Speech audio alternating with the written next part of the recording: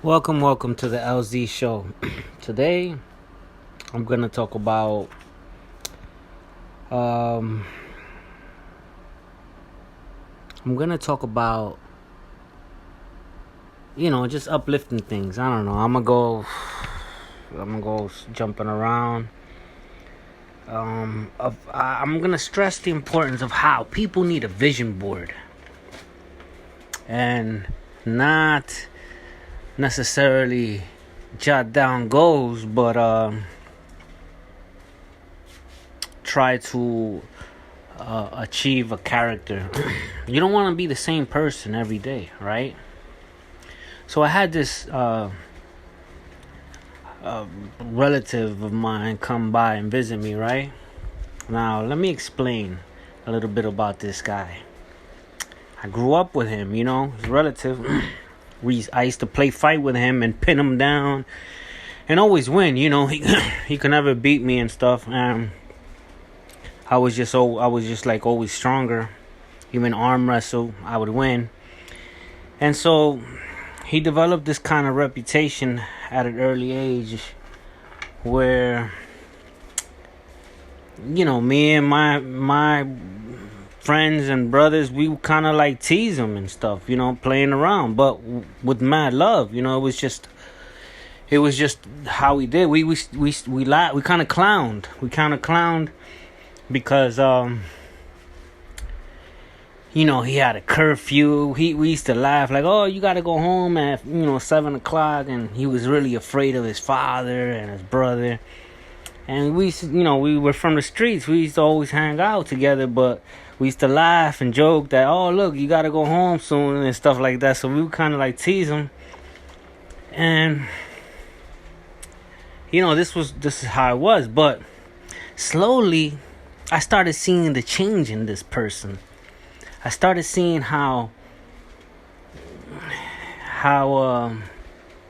in retrospect, now I see that he was like, he really thought deep about, he really it really bothered him. He was really observant. It really mattered to him about his image, where he started acting more reckless. He started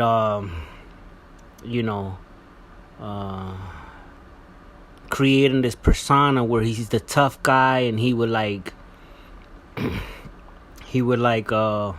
show people that he wasn't afraid, and he would fight or cause a ruckus, you know what I mean?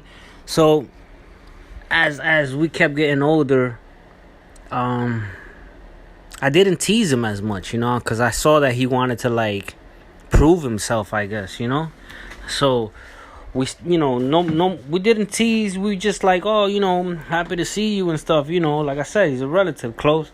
So I never really paid mind to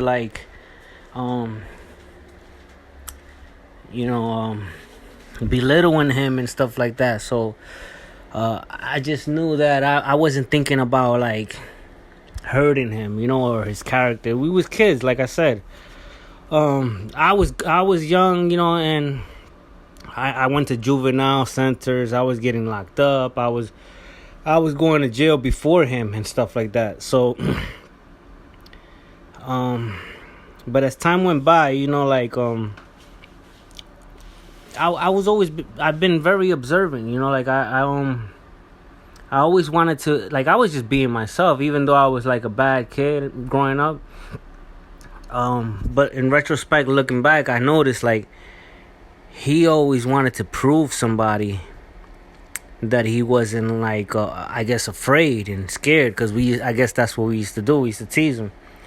So with time, he became a little rough. He became tough, and people started being like, oh, he's crazy and this and that.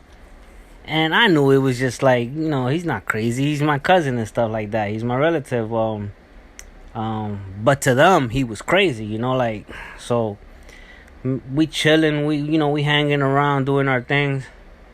But then he gets arrested for the first time. Does, I don't know, 2 years, I forget for what it was. But when he came out, he was like, I always saw him the same. We all noticed like he was like he would chill with us and then he would dip quietly. He was kind of like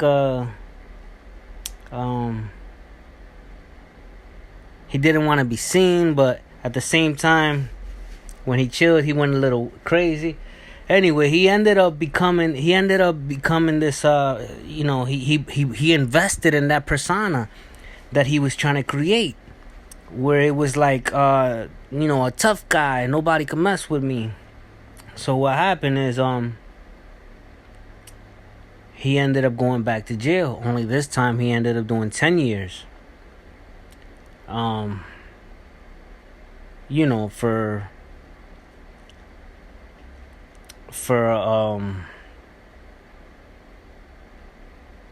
putting someone on the ground. I don't know. I don't want to say like so blatant and stuff, but so and so now he because he recently visited me, right? And I noticed his mindset, my mindset. I noticed my mindset from being around him, how much I've changed. I mean, I posted in my album, I the song where I compared it with where all these comics came about, where I say I'm not the same cat as before. I lived a lot of life when all this. I'm saying that I'm not the same person as before. So he comes by and he's like acting like it's like it's the same, like, oh, we're back in the 90s or something, yo, I don't have so much. So he's talking, right? And I'm noticing, first of all, I noticed the psychological level when we met. I noticed that he was doing bad by the things he was saying. And let me rewind. So when he got locked up, right, the first time where he did 2 years, I think, I sent him my book. Or maybe it was the second time, I don't know. I sent him my book because I used to try to talk to him while he was in jail and stuff like that. And I had a book. I was like my early 20s. I had a book that I written down. I was young. I didn't know a lot about, but as you can see, in my early age, I was already writing, trying to express this the skill that I was trying to develop. And I sent it to him. And in this book, I talk a lot about. I remember talking a lot about how how the government was against us, how everything was designed to put us in chains. How it might have sound conspiratorial, whatever. I'm trying to say conspiracy, like a conspiracy, but it wasn't it was like me spitting facts. Like at that time, I remember I used to be a follower of I used to be big on being informative. I used to follow Alex Jones and shit. He's like an activist and on talk shows and extremists, whatever. I don't know. It was a long time ago. I used to write, but so I sent them this, right? I sent them this book, but in the book I show a little vulnerable side. I talk about how I grew up and how my brothers used to tease me, because I had when I was younger, when I was like, I'm talking about like 5, 6 years old, I had like a high pitched voice, And so they would tease me on that shit. So out of the whole book, I'm looking at key words that he comes out of his mouth, and he just mentions that. Like, so again, this is like me psychoanalyzing his mental. So I've been, like I said, I've been in jail, I've been in prison. I know how the system works. So you go to jail, right? You got to worry about other inmates. my whole thing is when from an early age, I used to try to practice detachment from the world. I didn't want to like mingle. I didn't want to make friends. I didn't want to like participate in the whole system being in the county. I remember some people used to be like, yo, I like your style, man. You always to yourself and this and that. And stuff like that. But what happens when you're in a dorm room, right? In jail or prison, there's like a macho figure who basically runs the cell, or everybody is kind of like afraid of, right? And then he has like his little squad, and everybody's like revolving around this so-called leader. I learned from a very young age, from observing, going to jail and all this shit, that leader who was into that role of bullying and controlling the cells or the dorm, didn't have it. It wasn't. He had it rough, like, cause now you have the weight of you have a weight of stress, you have a weight of fear, you have to do so many things into that role. So one time, right, I'm in a dorm room and there's this obnoxious guy everybody's getting annoyed with and stuff like that. I, causing to the fight, I beat him up. This was the chance where this. I'm trying to think before I talk. So when people saw that I win, all of a sudden people want to surround you, give you honey buns and stuff like that. They want to be your friend. Well, I didn't accept that. I would be like, nah, I'm cool, man. And I would stay in my cell.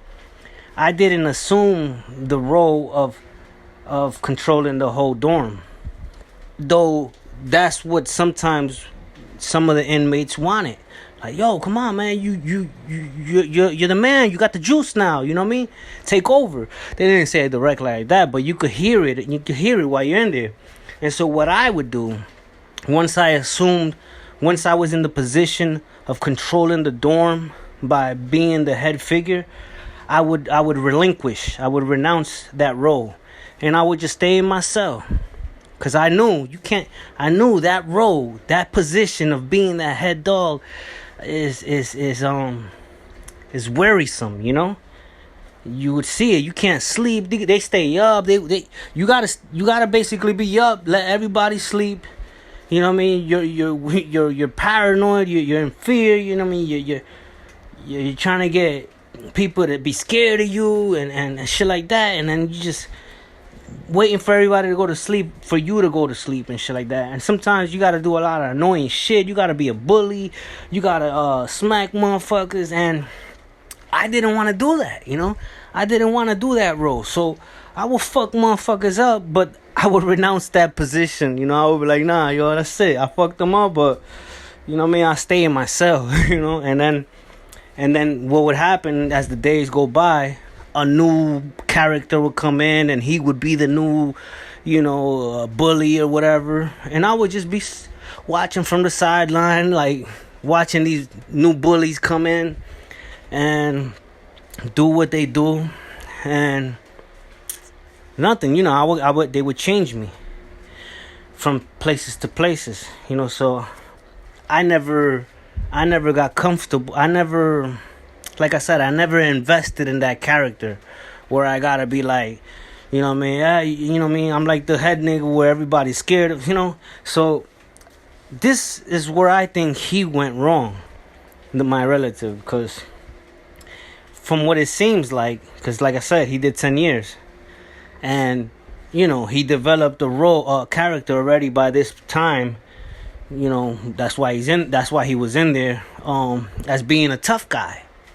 Like somebody you couldn't mess with. So I'm sure he had a couple fights. I didn't ask him. I'm sure he had a couple fights, and people were like, surrounding him, giving him this like false image of like yeah, you the man and this and that, and they would get together and make their little noodles and hookups and shit like that, where every weekend or every day they get together. I'm pretty sure like I said, he was in there 10 years. I was a quick learner. I knew right away. Another thing that kept me from not being I guess bullied or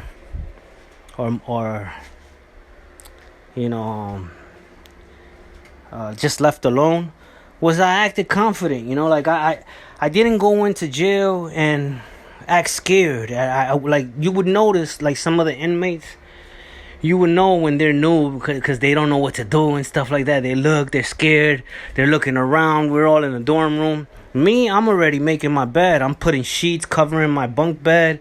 I'm getting ready to take a shower. I'm putting my sandals.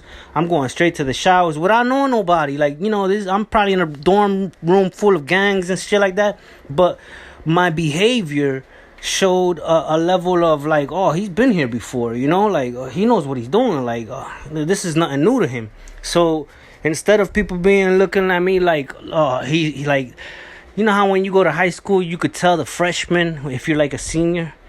Well, you could tell all the newbies, like, from the ones that been there for a while. I'm over there doing push-ups, doing my shit. I'm making my bed, putting sheets, covering the area where nobody could see and stuff. And so this act of mine showed a level of experience, like oh, like I was just waiting for commissary or some shit. But you have new people that are in there with their eyes open, scared. They're looking around. They're just like, they don't even want to get off their bed. They're like playing possum and shit like that. And so right away, you know who's the new ones. And so then that's where the bullies come and they start,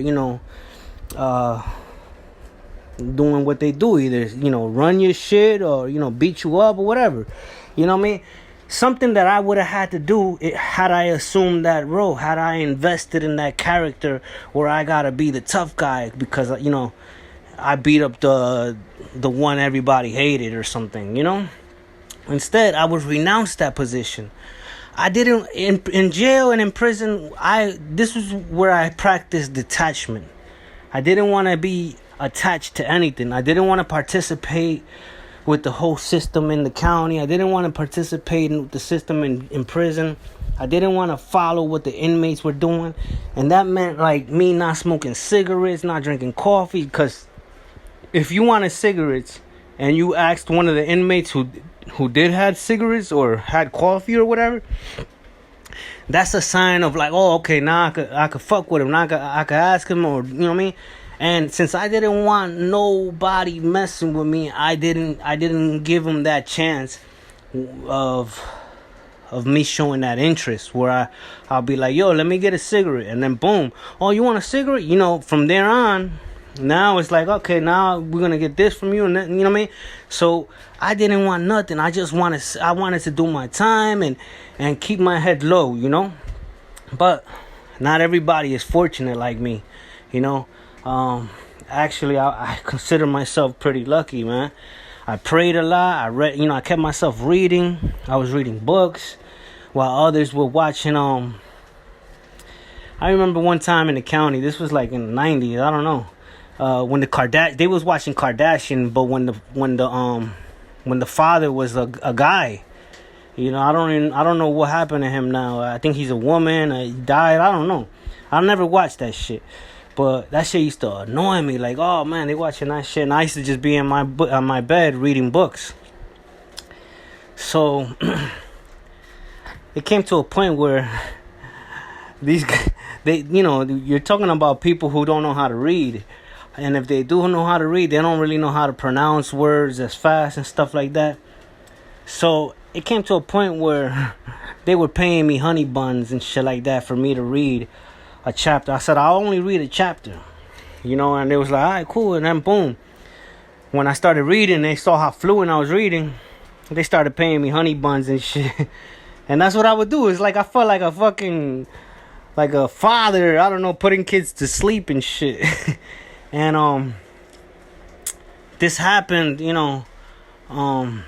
It was like an urban book, you know. So it had curse words, it had the N word. So I'm reading it like how it's written, you know what I mean? And they were like, oh yeah, that's cool, you know what I mean? and so this was my role. Like this is a role that I kind of like, a short, you know, because I didn't do that much time at that time. When the one I'm telling you where I'm reading a book, I only did like 5 months, 6 months in jail and shit. So I was reading books, you know, like I was reading them words and shit, and they were like falling asleep at nighttime and shit. And so that's what I would do, you know. I would read to inmates you know, a chapter of whatever book they wanted me to read, and I would get paid. But it was because I was detaching myself, practicing not being involved, not trying to show an image where I'm the shit and you gotta be afraid of me. Now, what leads me to think that my relative has chose that role was his way of communicating with me when we saw each other for the first time in years. Now, he came out, first thing he tells me is like, yo, you gonna buy me a drink? I came here to see you. I'm like, what the hell? Like, you making me buy? Like, I didn't care. I'm excited to see him, you know. I'm happy. I don't care about buying him drinks and shit. But just the level of mindset already told me. I don't know if anybody ever saw Tony Robbins. I saw a clip one time where he's like, this homeless guy comes and he takes out a knot full of hundreds. And he asked the homeless guy, like, because the homeless guy wanted some money. He was like, how much do you want? And he's flipping through hundreds and shit. He was like, let me get a 20. And then from then on, I'm paraphrasing. I don't remember. This was a while back. But from then on, Tony Robbins was like, if that's the level you want, that's the level you're going to get. Something like that, you know? So his mind frame was, let me get $20. So, you know, so $20 is the mindset that homeless guy had. Which represents his mind, you know, like how he's thinking. Like, this guy's thinking so poor. I'm showing him hundreds, and he's asking me for 20, you know? So, my relative comes, and he asks me, yo, just get me $1 beer. Like, one of those, you know, like, E40s or some shit. I'm like, what? Like, nah, nigga, I'm gonna get you a 6-pack. He's like, what? Oh, like, he gets excited, like I'm giving him gold or some shit. And I'm like, damn, what the fuck? A 6-pack? So, from there, my mind is like, wow, this guy's tripping over a 6-pack. He was like, just give me a beer, like $1 beer, one of them canned ones. And so from there, I'm like, okay, damn, this guy's mindset is like different, you know. It's not the same guy that I knew growing up, you know. So, or maybe I'm not the same guy, you know, that he knew growing up. Because like I said, I have been evolved. And so he's telling me, we're talking, we're trying to catch up, and and we're like, oh, remember this, remember that, and he like, remember when we was in DR? He was like, yeah, you was soft. I was like, what? Like, see, these are keywords that he's using, and I'm like, where does that come from? Like, you know what I mean? Like I said, I'm the guy who used to pin him down wrestling and shit like that, like, you know, beat him in arm wrestling. Now he's like, you was soft, and so, this is where I think people have to learn how to react when being under pressure, or when things are coming at you in a negative way. Because I could have been like, what, nigga? F you, this and that. Like, instead, I was like, I flipped it on him. My dad, like, well, you know, I was living with my father at that time. I was kind of young, nigga. You know, we was young. And he was like, yeah, but then what he doesn't realize is, like, while he was in jail for 10 years, I lived the whole life. You know what I mean? I got married. I had a daughter. I became a pimp. I was a real pimp. Like, I had whores in my apartment, and people would come in and pay me to have sex with my girls. I would have a casino, an underground casino. Well, not underground, because my apartment was like on the second floor. But this is Dominican Republic, you know what I mean? So I'm selling beers. I have a cash register. I'm selling whores. You know, I'm kind of like a big deal and shit. I'm chilling with all my deported friends, the deported friends that were from here that got deported, and so everything opposite from what he's saying, soft, you know what I mean? But he didn't see that, you know. He was in prison. So I'm trying to explain to him, like, yo, but you didn't see, you know what I mean? And then I went to jail, and we didn't really chop it up because he was in another dorm. I was only there for like a few months, like I said, and I kept the same role, you know, out of mind, out of sight, you know. I didn't want to assume no tough role. I didn't want to bully nobody. I just, you know what I mean, if somebody came to me, I would fuck them up or something, but I wouldn't want to make that a habit, you know. And so after that, I went to Cali, and I ended up going to jail over there. But ever since that, like, his mindset is like, I don't know, people been wanting to test me, like, because I'm kind of like mysterious, you know. They can't figure out, like, why he's not acting like a bully, or why he's not acting like a tough guy. You know, the weight, I'm just saying, because I know from experience, the weight of being that person, that character, is heavy. It's stressful. You don't really realize it because you're in it, you know what I mean? But if you invest in that role, you're limiting yourself. You're not really growing. So I knew, I guess from an early age, I don't know, it's part of my DNA. I was always looking outside. I was always looking to be better. I just learned yesterday about this thing called imposter syndrome. It's like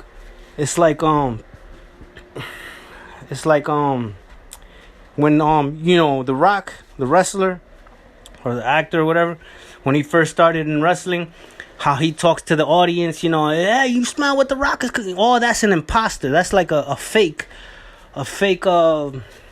persona. Is called imposter syndrome. But this fake persona helps people to get to open a new skill. Is basically they do this to try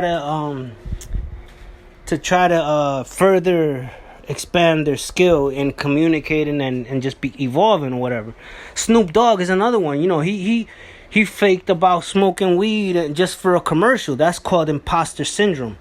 A lot of rappers, like if you really want Suge Knight to come out on stage and diss Diddy, you know, in front of audience, that's an imposter. Tupac, when he's like in front of cameras and he sometimes gets feminine.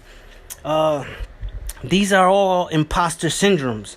But so if you want to be a Tupac or a Suge Knight, you gotta be not shy. You gotta be like able to be in the camera, able to like talk to the world, you know what I mean? So I knew at a young age, like, I gotta be able to not be shy when talking to the world, not just, you know, the person in front of me. Like, I'm not shy about that. Like, I could talk to anybody in front of me, but can I talk in front of an audience?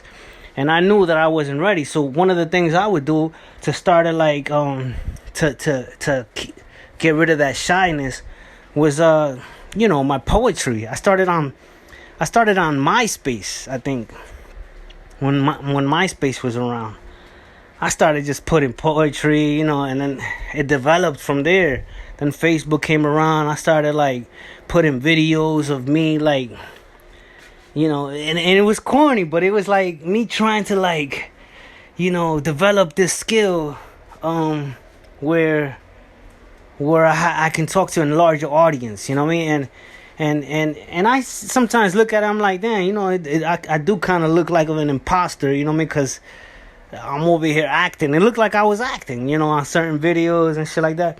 But like I said, this was all to help me gain confidence and not being afraid, you know?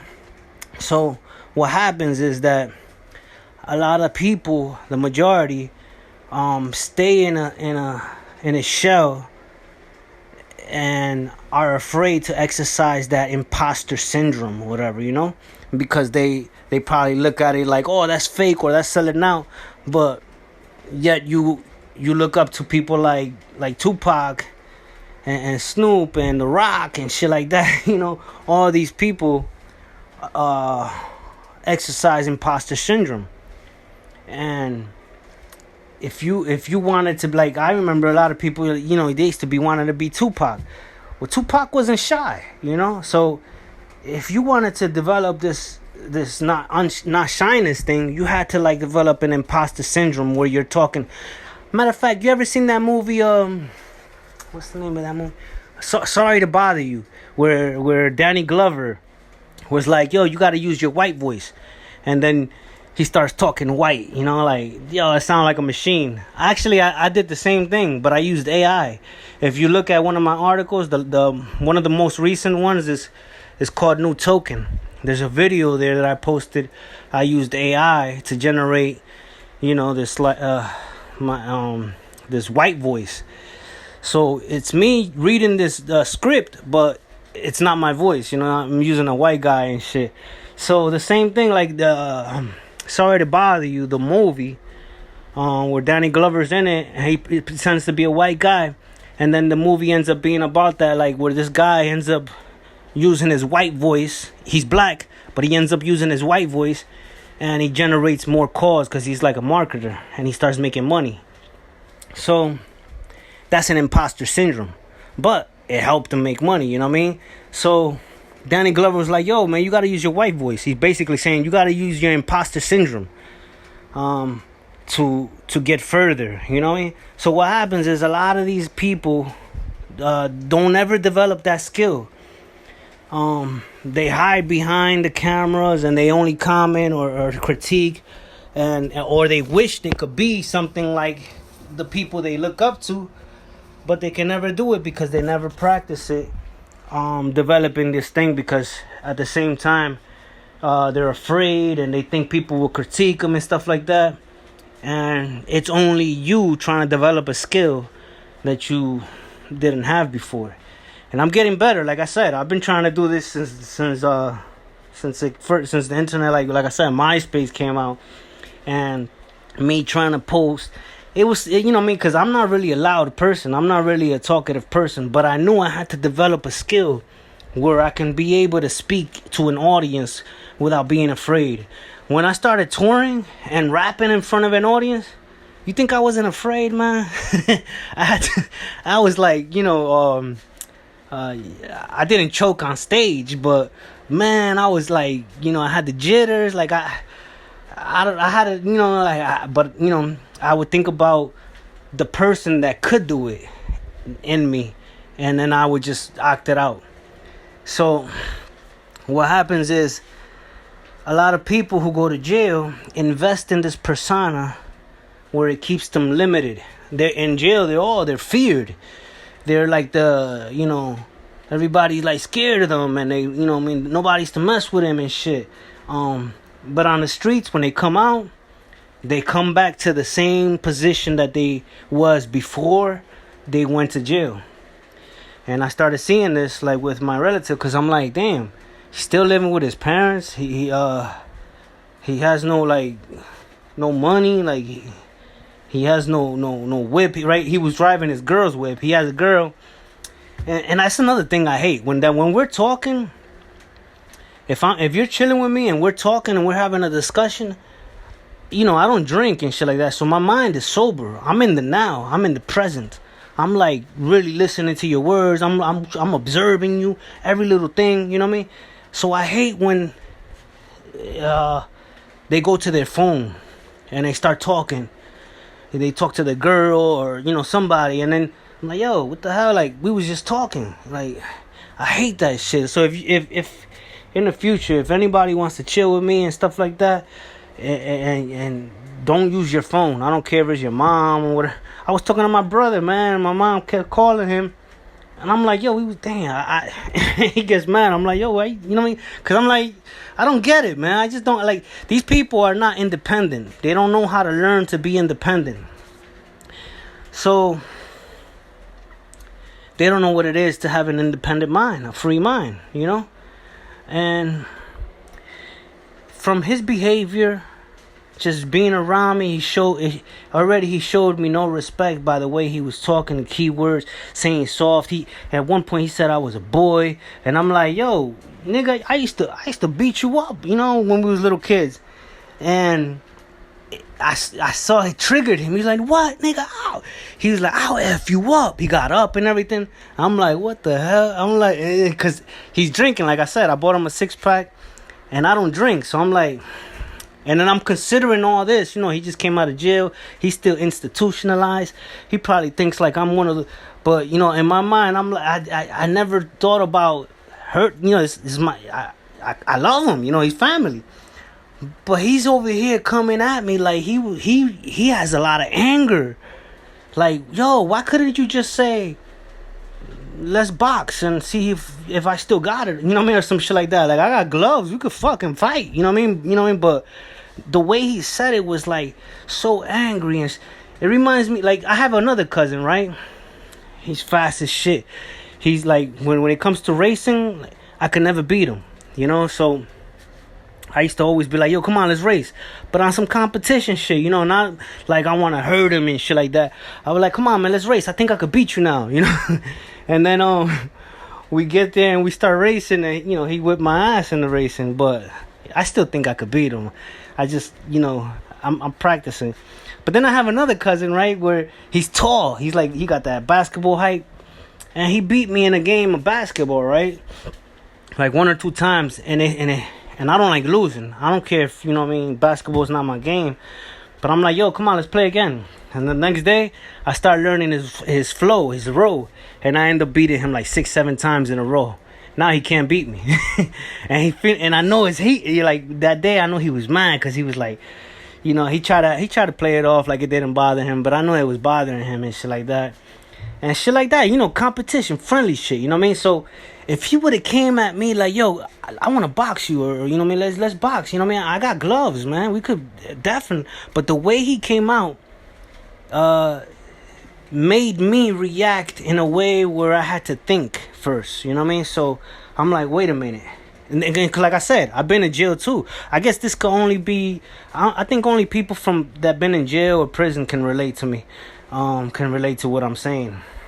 You know, if you've never been to jail and you claim to be a guru or, you know, hermetic or whatever, hermit, you don't know shit until you go to jail and be surrounded by like 100 motherfuckers in your face, not giving you that peace of mind where you can just be by yourself and be meditating and learn how to deal with evil in your surrounding. And so, yeah, all these gurus now that are coming out, man, I think it's a lot of bull. But so the way he's talking is like, damn, it's too aggressive. Like, where's that? So I'm like, yo, where's that coming from? Like, yo, why you like angry and shit? Like, where's that? And he's like, oh, my bad, and this and that. You know, I already know that's the liquor. Not only the liquor, but that's the institutionalized mindset. I have a brother, right, he's bipolar. He likes to use that. I think that's an excuse. I don't believe in bipolar. I don't believe in no symptoms. I was classified schizophrenic. And while I was in prison, you know, these psychologists and psychiatrists, whatever, they would analyze me. And I would tell them, like you know, in the past, like, yeah, they classified me as schizophrenic and shit like that. But then they was like, oh, you don't got schizophrenia. I was like, so what the hell, you know what I mean? Because every time they would ask me, yo, do you hear voices? I would say no, you know what I mean? I was like, no, I don't hear no. I hear the fucking inmates talking, like, you know what I mean? But they wanted you to say, like, oh, I hear somebody telling me to do this, or I don't know, some imaginary shit, you know what I mean? Like, they want you to sound crazy. And even if I was hearing those voices, at that point, I was already like, nah, I'm not gonna admit it. I wouldn't admit it. So people who are like bipolar and shit like that, they like to play into that role. I didn't want to play into that role. I didn't take medications. The nurse would come by. I would be like, man, I don't want that shit. You know what I mean? Like I said, I was practicing detachment. The whole time I was in jail, in prison, I was practicing detachment from the world, not attachment. I wasn't, like, if I saw the inmates taking pills, if I saw the inmates doing this, I didn't want to do that, you know? So I was practicing how to, like, opt out of all their behaviors because I didn't want to be like them, you know? So, you know, people would notice this and they were like, you know, this guy's crazy. In their mind, you know what I mean? Because I wasn't like socializing. I wasn't like making friends, you know what I mean? I would just stick to myself in my cell and just, that's it. Doing my time, working out, whatever, you know what I mean? Whatever I had to do. But like, I didn't want to talk to nobody, especially in California, man. Because in California, man, I felt like, you know, California people are racist. So that energy, that racism, that vibration of all this discrimination and hate and racism, kind of like, I was kind of like resonating that right back.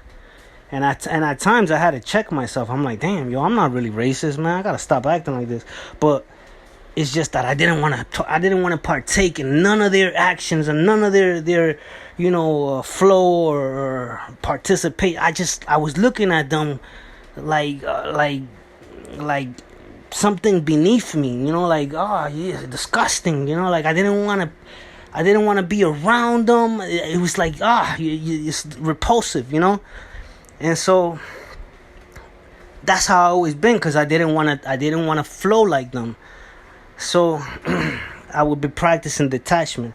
So like I said, from him visiting me, I saw all the behaviors of an institutionalized person, because I was there too. But like I said, while I was in there, I was trying to better myself. I was trying to prepare myself so that I don't have to go back in there once they let me go, you know? And what people do is the opposite. They go in there and they flow with the whole system. And then when they get out, they end up coming back in, because the system is designed to train you to think like an inmate.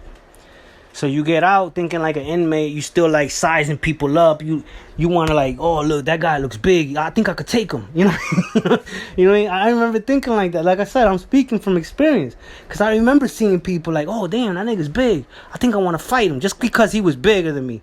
You know what I mean? And in my mind, I'm like, yeah, I probably could take him. You know what I mean?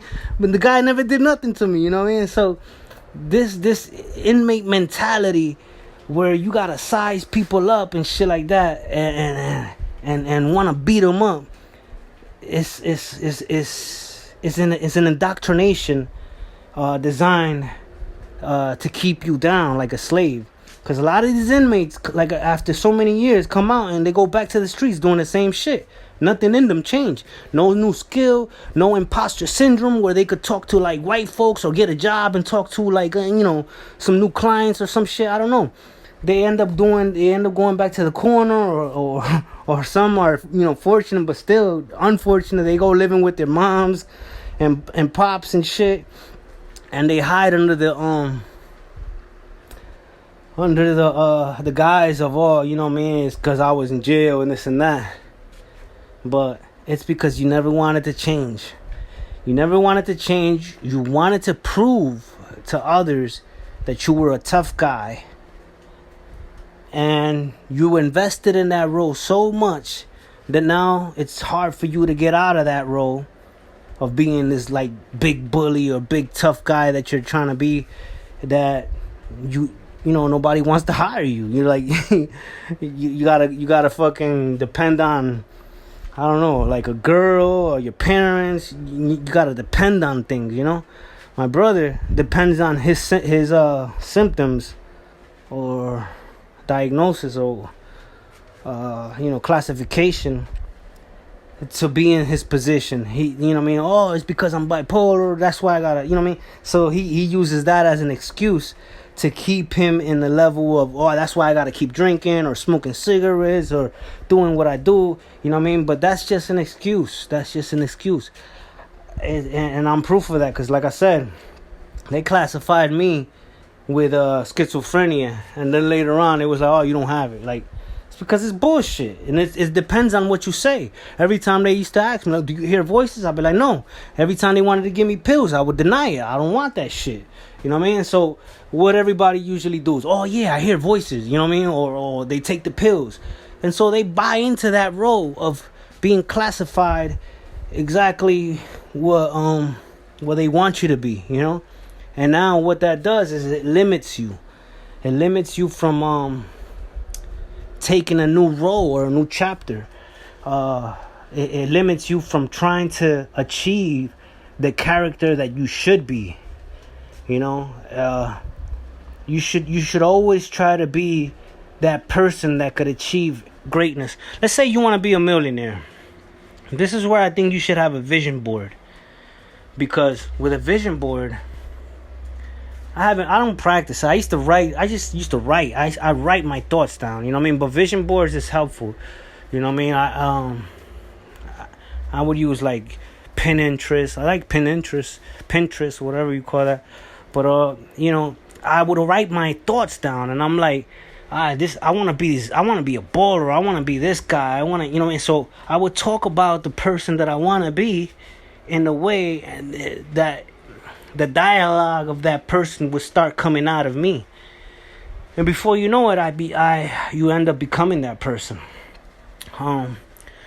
So when you're classified as a bipolar or institutionalized, you're limiting yourself to not want to go after this character in you that had the possibility of being great.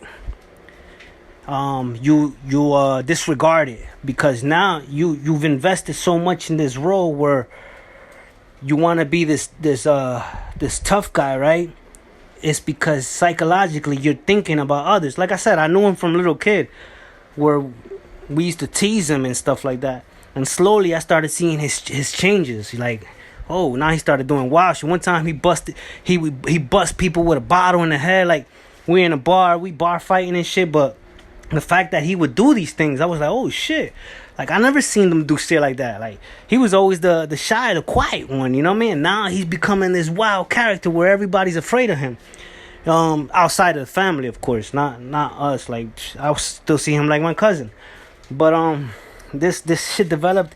Like, he started to invest. I started seeing like, okay, he's playing into that role, you know? He's really going into that shit. And before you know it, now, like I said, man, he came here like he got aggressive and shit. And he's looking at me, he's sizing me up like, yo, I'm your cousin. He's sizing me up like I could take you, like I could beat you. I'm like, yo, I didn't say it right there, but in my head, I'm like, yo, he's seeing me like an inmate or some shit, you know, like someone he could bully around and shit. And then in my head, I'm like, he just doesn't know, man. I got skills, my nigga. I could fight, but I wasn't trying to say something to trigger him into wanting to, you know, find out if it was true, because first he's drunk and he's my cousin, you know, like, and I'm happy to see him. So the twist is like, that's what I'm saying. In any situation, you gotta know how to react in a way where your words don't trigger that other person to want to go more crazier. So when he said like that, I was like, yo, where's that coming from? I just said, where is it coming from? Like, yo, you know what I mean? Did I do something to you? He's like, oh, no, my bad, I'm sorry, and this and that. So, all right, let's move on, man. Let's not talk like, don't talk to me like that no more. You know, like, what the fuck? And so, but I'm thinking, because of the book that I gave him years ago, because like I said, this is the first thing he mentioned. In the book, I wrote something vulnerable about me where I say, oh, my brothers used to make fun of me about, you know, me having a high-pitched voice when I was like 5 or 6. And that's the first thing he remembers, or that's the first thing he uses to let me know that he read the book. And so me, like I said, in retrospect, I'm thinking like, damn, that's the only thing he recorded. So in his mind, he's looking for weaknesses in me. He's looking for vulnerabilities where he's like, yeah, I could beat this guy. Like, he had a high-pitched voice and they were making fun of me when I was little because I had a curfew. Like, all this is like I'm putting it all together, and I'm like, what the fuck? Like, this guy's really trying to like assassinate my character, And so I'm like, yo, I'm not about that, yo. Like I wanna inspire people. I mean, motivate. You know what I mean? I wanna help. I wanna try to like do something different and shit. I told him I'm not. It's in my fucking song. I'm not the same guy as before. You know what I mean? Like, god damn, how many times I gotta like? They think I'm just playing around when I'm writing these lyrics. The lyrics that I write are all real. They're my words. I believe in them. That's what I mean. They're not fake. So when I say I'm not the same cat as before, that means I'm not the same guy that used to drink and chill on the corners and break in houses and beat people up. Like, I'm not that same guy no more. You know what I mean? I don't want to be that guy, and so he comes here thinking like, I think he wants to be a thug or some shit, I'm not no thug. If anything, I'm like a gangster, you know what I mean, or an outlaw. I'm an outlaw, spiritually, but I'm not no that's like beneath me, you know what I mean? Like, I was like a little kid, I used to break into houses and rob people at gunpoint and shit like that, you know what I mean? But it's like he stayed in that mentality where he's like, he still want to do shit like that. So I'm like, I already know this is not gonna work. You know what I mean? Like, it's just a one-time deal type of shit. I'm glad we were united and shit like that. Actually, with him being around me, taught me how much I evolved. Because I'm like, damn, I really did change. And I saw how much I changed, and I saw how much he didn't change. And in a way, because he did change, but he changed for the wrong reasons, and he missed out on so many shit that I did when I was in that level where he wanted me to be in. Like I said, I was a pimp. I was a real pimp. I would sell whores. I had prostitutes. I had a casino, and at that time I was selling drugs. Well, if you call weed drug, in my father's country it's illegal still. But I would sell weed, I would sell beer, I would sell women, and that's when I started making music. I came out with Mr. 13 Personality. I got loud, you know what I mean? But those were dark times, you know what I mean? I ended up going to prison in Dominican Republic, where, man, I wouldn't wish that on my worst enemy. That shit is way worse than American prisons. And you don't have a bunk bed, you don't have uniforms, you don't have food unless somebody on the outside is giving you food. And it's just, you're surrounded by murderers, people, lifers. I've been surrounded by lifers even in Cali, you know what I mean? And I one time I fought my own cellmate. He was a lifer, and he was like sharpening his shank. I ended up fighting him, and then he was like, "Oh, all right, let's leave it like that. Let's leave it like that." I don't like acting fake like that, where you be like, you know what I mean? After you fight, you want to be cool. And I was like, nah, let me cool down first, man, because I don't want to talk to you. And then because you got no choice, you're in the motherfucker with them and shit. And I really want the nigga out, but you can't really kick him out and shit. You just fucked him up and shit, but you gotta like sit down and shit. And so then he starts acting nice and shit. And so again, detachment. Practice detachment. Like I said, I'm starting to learn that no matter what I say, it's not gonna help anybody. Like, maybe 1,000 people hear me, right? And maybe 1 or 2 are serious and actually wanna like change themselves. But I'm starting to learn that it's not about the steps you take. It's not about the prescriptions I give. Like, oh, you gotta first do this, detach yourself, try to be humble. It's more. Oh, you gotta meditate. It's not. These could help if it came from you naturally, but if you do it because I'm telling you, it becomes false, because you're doing it because I said so, and then when you realize it's not helping, you like, you know what I mean, you don't really invest in that shit. So these things gotta come from you. These things, the willing to want to change, gotta come from you, and only you can want to change. I can only tell you my experience, and my experience is different from everybody. You know what I mean? Like I don't want nobody going through shit. Like hopefully, you know what I mean? But you gotta be willing to develop a new skill, upgrade. You know, they're calling it imposter syndrome, whatever. But talk to an audience. Use your white voice. Pretend, you know, like you want to be in a movie, or you want to get a role. Like there's got to be more to you than this limited false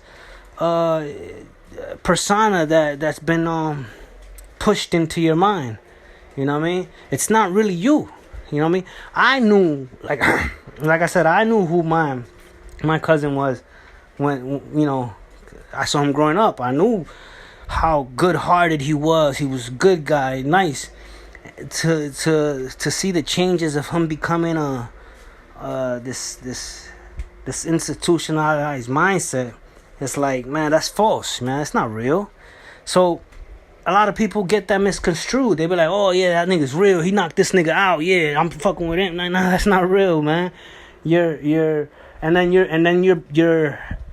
believing what others are telling. So basically you're going on, you're dependent on what other people think about you. When I started renouncing like that position, when I started just chilling by myself, I would hear the niggas talk like, oh, he's scared. Like even after I knocked the nigga out and proved my point, you know, just the fact that I would renounce and play like I didn't want to be bothered, I still would hear people talking shit like, oh, he's scared and this and that, like trying to get you to be like, alright, man, I'm not scared, look, you know what I mean? And then I come in there and beat people up. I didn't care about what they thought, you know what I mean? I just didn't care about what they thought. Like, I wasn't in there for them. If they came to me, then I would have to defend myself, and then, you know, that's a different story. But they could say whatever they want about me. So I'm hearing, like, and he's telling me that there's people talking shit about me. And I'm like, who's talking shit about me? He can't even say it. So that tells me that he's talking shit about me. And then I see him talking shit about my other cousin. So I'm like, damn. You know, if somebody's talking shit about your friends, that means he's talking behind your back. You know what I mean? He's one. So these are like codes. Like, I think it develops with time. You know, like you just know how to read people. And I'm like, oh, he's talking shit about him. I know he's talking shit about me behind my back, you know? It's because these are things. These are like, you know, no G codes. I don't know how to read people 101 type of shit. So I'm like, damn, I already know I can't trust him and shit, you know?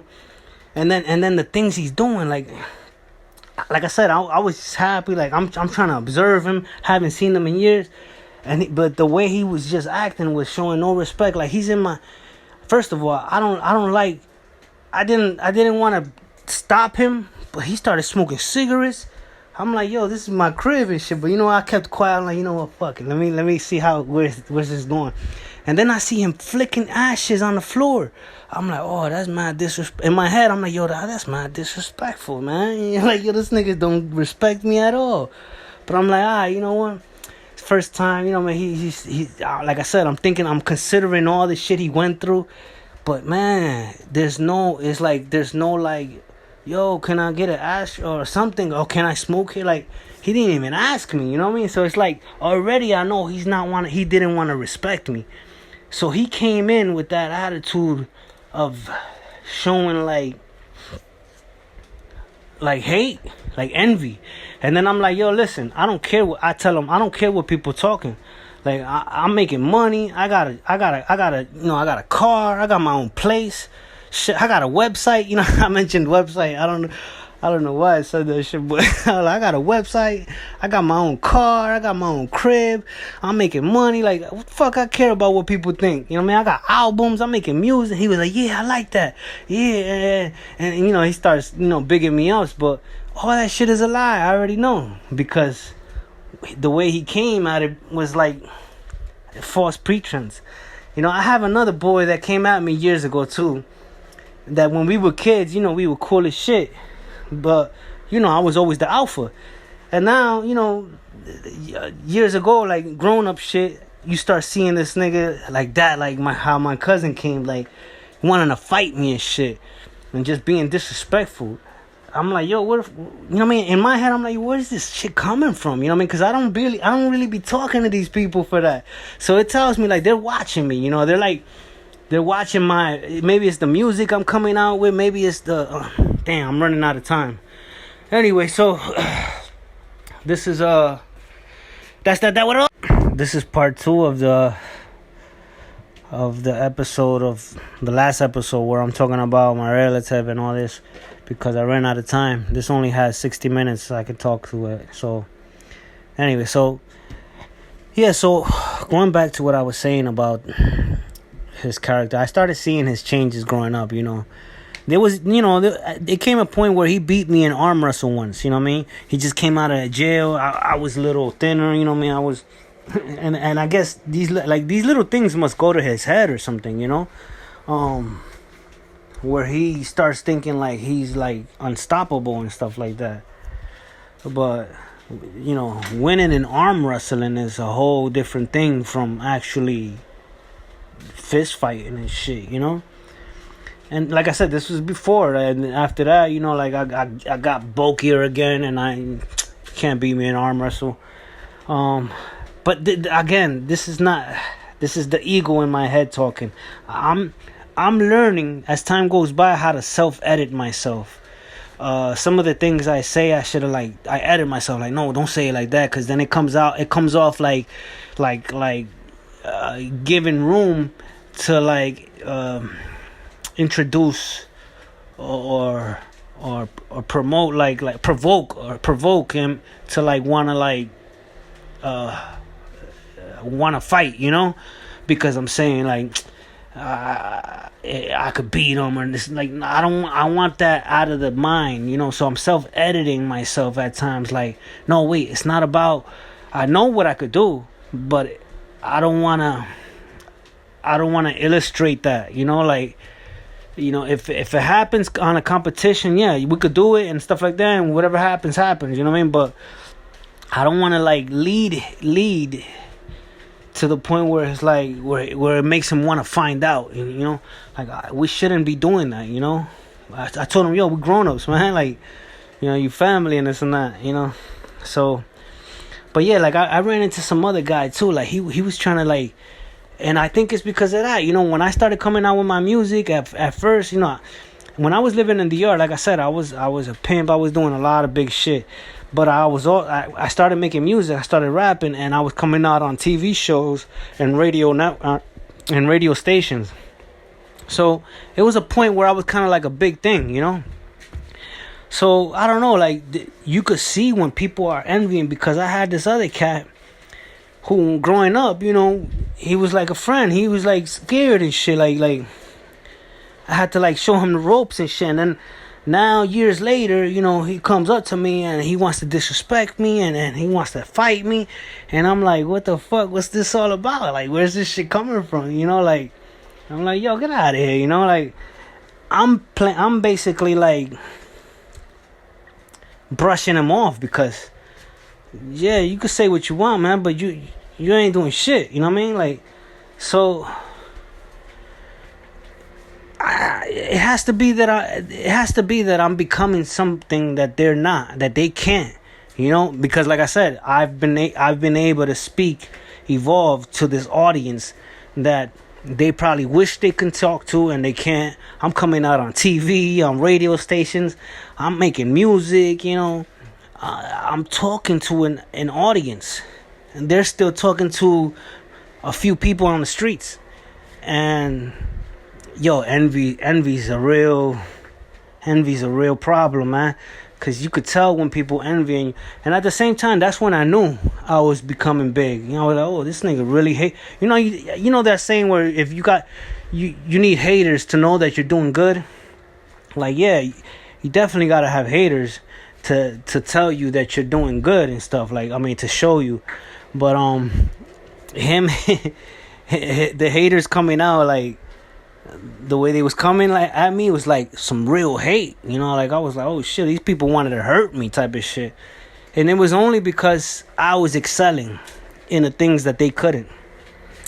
And so I started seeing that in my cousin. I'm like, wow, man, this is that. You know what? I don't even want to chill with my family. And they say, you know the saying. It's usually the close ones, your family, that are the ones that want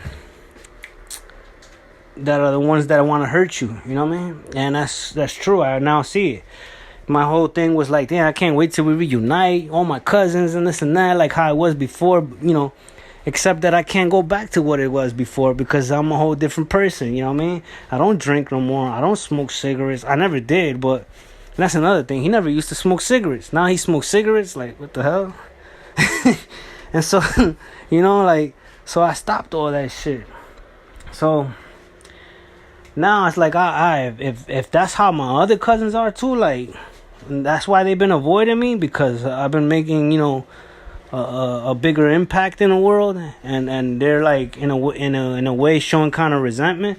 Then I don't want to chill with them. Fuck it, you know what I mean? It's, we had our time when we was young, but yeah, stay. I mean, cause I had another cousin who wanted to visit me, not too long ago, and I was like, then he got busy. I was like, yeah, man, maybe another time or whatever. But now I'm like, yeah, man, you know what? I don't want to see nobody. Keep your distance. You know what I mean? Because the way they're coming at me is they're gonna act like friends, but they're analyzing. They're looking for they're looking for weaknesses to use against me. And that's not gonna happen. So anyway, I wanted to talk about that, because I want people to understand that you want to try to develop to a character you want to see in you that becomes great. The only way to do that is by practicing this imposter syndrome that they use. They call watch that movie called Sorry to Bother You, or watch just watch certain actors or rappers and how they're on camera and not afraid to talk in front of the camera and shit.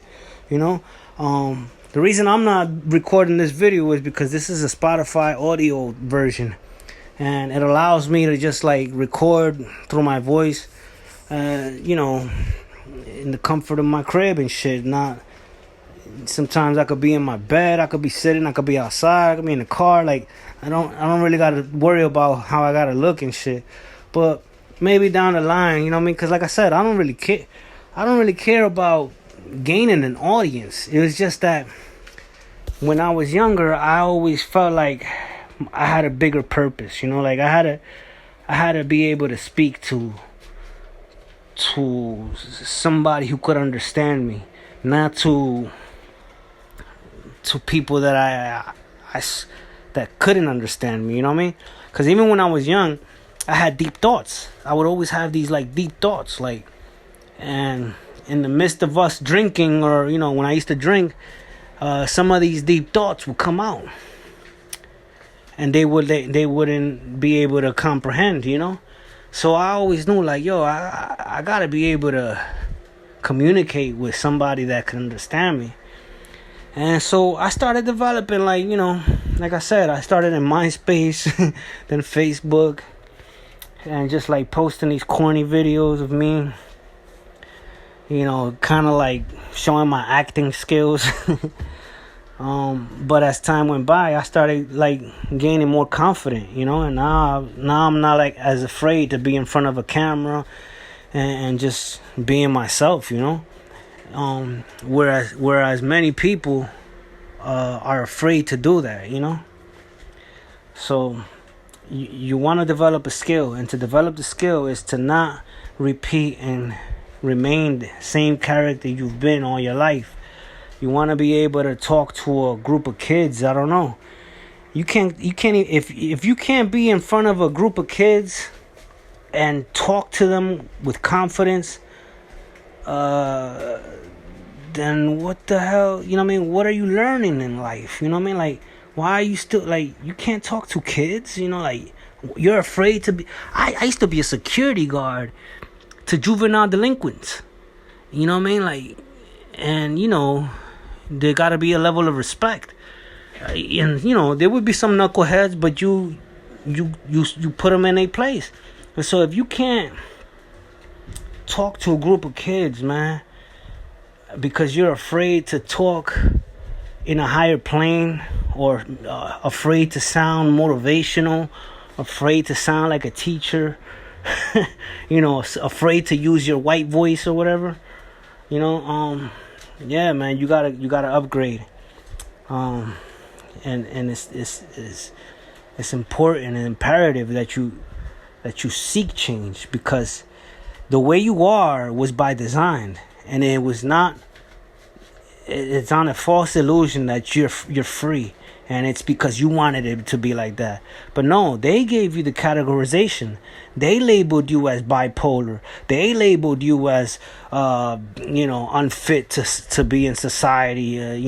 They put you in these categories, and now you're in parole, and now you're on probation, and now you end up doing the same things that they want you to do, so that you can end up being in the system, in a forever ending loop.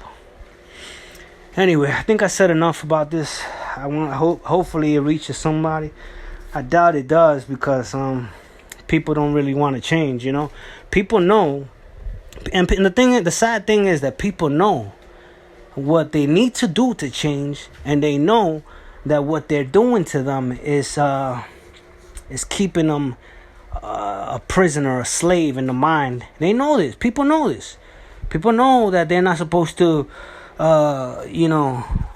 do A, B, or C, but they do A, B, or C regardless, because they use the excuse of the categorization that is being put on them to proceed with those same thoughts, limited thoughts. I don't know how more else I can put it, but I just hope you could reflect, think about this shit, and like I said, I doubt, like I said, nobody's gonna want to change, because it's not about me wanting to change you. I can't change you. If anything, just think, just think, consider what I said, and if you want, ignore it, and keep going and keep doing the same thing, but at least know that I was trying to be authentic, and try not to bash me or have this inner hate growing in you for no reason, especially if you never met me. If you never met me in your life, you shouldn't want to fight me, like how my cousin or this cat I knew from back then, you shouldn't want to fight me if you never met me. If you did meet me, you should still not want to fight me, because I never been fake. You know what I mean? As far as I can remember, I did a lot of wild shit, yeah, but it's like that Tupac, I moved out of the ghetto, so I ain't real now, like, I moved up out of the hood, so I ain't real now, like, nah, nigga, don't get it twisted. And that's another thing I think we should get out of our vocabulary. Oh, you got me fucked up. Don't say that. You know what I mean? Because that's like a trite saying to keep you boxed in. You know what I mean? Don't get me. You got me fucked. And then it's like, okay, what if he did get you fucked up? Now you're gonna want to prove him. Like, you're falling into a trap over something that was like bait, man. You got hooked by like a fish, it was bait, and you fell for it, and you ended up saying, you got me fucked up. Like, that's that old, you know what I mean, that's that institutionalized mindset. Anyway, all right, man, I spoke enough. I think I said enough. I think I covered everything, right? I covered everything. It was in my mind, like when the day he came, I was like, damn, I'm gonna talk. I recorded it. I wanted to that's the thing. Oh, look, this is how I started. So I was like, yo, let's record. Like, I want to promote your channel, get you some followers, because he's selling on Amazon and shit, supposedly. Like I said, you know what I mean? His demeanor, his behavior showed me he ain't making money at all, but I was like, yo, what's your link? Let me direct some of the listeners to your channel and shit. And he didn't even know his own, you know what I mean? He didn't even know how to, He didn't even know how to direct or how can people find you type of shit. Doesn't even have like IG something, you know, like he didn't know how to talk. So I'm like, but my intention was like, let's have like a podcast, let's have like an interview, me and you talking about, you know, the new generation or something. Their mindset is so institutionalized that they don't even know how to be insightful, you know. They don't know how to talk educated. They don't know how to talk on a different level of playing. So I was recording it, right? And I'm after he left, I'm listening to the garbage. And that's the thing. He was like, "Yo, play some music, like music that I used to listen to back in the days." I used to listen to a lot of blues and just a lot of soulful shit. But it was because I used to drink. You know, when you drinking, you play a lot of depressing shit. And so he wanted me to like play something. I'm like, yo, I don't hear music like that. He like, yo, play something. I don't even listen to hip hop no more. Like I just listen to instrumental, sometimes jazz, hip hop, like jazz instrumental hip hop. Like I don't even listen to lyrics no more. You know, like once in a blue I'll pop in something, but this guy's playing music from the 90s. You know, I'm like, yo, this guy, yo, I don't even listen to that shit no more. So I'm listening to the shit that I recorded, and I'm like, I'm hearing him talk, and I'm like, wow, he don't even know what he's saying. You know what I mean? Like, he's just fronting. You know what I mean? And that is more false than if he was to have an imposter syndrome. I'd rather him try to develop an imposter syndrome, and that would sound more real than what was coming up in the audio. Like, this is how he talks. Like, what the fuck, you know? But anyway, so I just wanted to mention that this is the part 2 of that one. I wanted to cover all the angles because, like I said, this was on my mind. I had posted 2 other episodes with this in mind. Like, yo, I gotta get to this because there was so much information. Like I said, I'm like a psychologist. I used to read people while I was in jail. That's why I wrote that in my lyric. I was like, how did the lyric go? I said, I'm not the same cat as before. I lived a lot of life when I seen the. I say, damn. And guess what I would see? I said, I would learn how to mind read. I don't know is that the same song, but anyway, in one of them I say, like I said, I write a lot of shit, man, but all real shit that I've gone through. So I say I said how I said it, trying to think. I was learning how to mind read. And guess what? I would find thieves, a whole lot of lies, please. So basically, I'm saying I was learning how to mind read. Being in jail, I was learning how these people would think in their mind. I was learning how to mind read. And guess what? I would find thieves. I would find nothing but thieves. A whole lot of lies, sprees. Like, you know, spree, like a whole lot of bullshit on a spree. You know, so this was what I was saying. This was how I was thinking. I was like, I guess what I would find? Thieves, a whole lot of lies, spree. You know, and so if you review my lyrics, everything I'm saying, that's my mental. You know, that's coming from a place, sound, sober, and thoughtful. You know, like sober mind. And so I'm watching him. He's not seeing that I'm like a psychologist. I've been reading books. Like I said, I got married. I had a daughter. I lived a lot of life. I went to California, lived over there for 2 years or 4 years. Matter of fact, I lived in Dominican Republic for 2 years. You know, man, all this time he's in the cell. You know, acting like a bully or whatever. So he's probably like, yeah, when I get out, people gonna look at me tough now, like. This persona that he's been trying to achieve this whole time, to gain respect or to not be teased or laughed at, and that's not the way to go about it, man. You know, you're not gonna get respect like that. You know, doesn't matter if you killed somebody or you murdered somebody, and you know that's not gonna scare people. You know, I mean, at least that the people who know your psyche. You know what I mean? Who know the psychology behind your thought patterns, you know? That's not gonna do nothing to them, you know?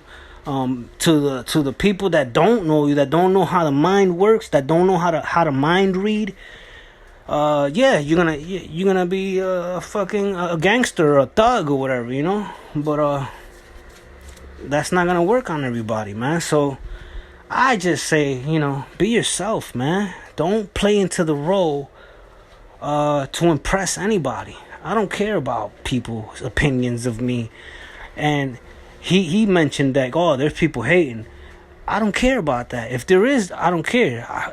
You know what I mean? Because I'm getting likes, I'm getting views, I'm getting money, and it's coming from people all over the world. You know what I mean? You know, I got a big following coming from Australia. Looking at my analytics and shit, I got a following from Australian shit. Some of them from China, like, you know what I mean? Like, what do I care about 50 people when I got 5,000 people looking at me, you know? And they all think I'm dope. So I'm gonna worry about 10 people who think I'm stupid and fake, or, you know what I mean? Or worry about the people that think I'm dope. So, you know, it's all mathematics, man. Anyway, that's that for this show. I spoke too much. I even dried my mouth. I gotta call my boy, re-up. That's that with all of that.